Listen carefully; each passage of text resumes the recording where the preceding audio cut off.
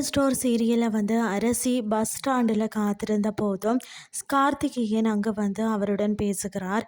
இருவரும் சிரித்து பேசுவதை பார்த்த குமார் சந்தேகமடைந்து அரசியிடம் விசாரிக்கிறார். ஆனால் அரசி குமாரிடம் கடுமையாக பதிலளித்து அவரை அங்கிருந்து அனுப்புகிறார். பிறகு கார்த்திகேயனும் அங்கிருந்து சென்றதும் குமார் அவரை பின்தொடர்கிறார். அந்த நேரத்தில் சக்திவேல் மற்றும் கதிர் தோட்டத்துக்கு செல்கிறார்கள். அங்கு பணம் கொடுப்பதற்காக சக்திவேல் வந்திருப்பது தெரிய வருகிறது.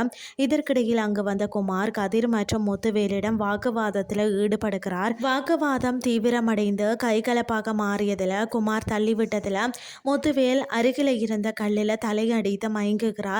இந்த நிலையில் பாண்டியன் ஸ்டோர் 2 தொடர்பான புதிய ப்ரமோ வெளியாகி இருக்கிறது. அதில் என்ன நடக்கிறது அப்படின்னு சொல்லி பார்ப்போம்.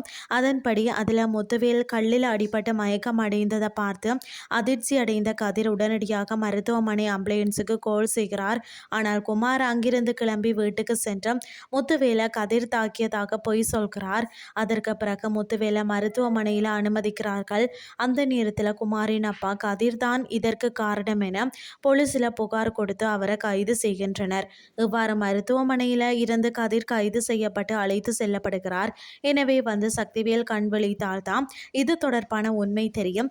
இல்லைன்னு சொன்னால் இந்த உண்மையை மறைக்க குமார் என்ன முடிவெடுக்க போகிறார் அப்படின்னு சொல்லி இனி வரும் நாட்களில் பார்க்கலாம்.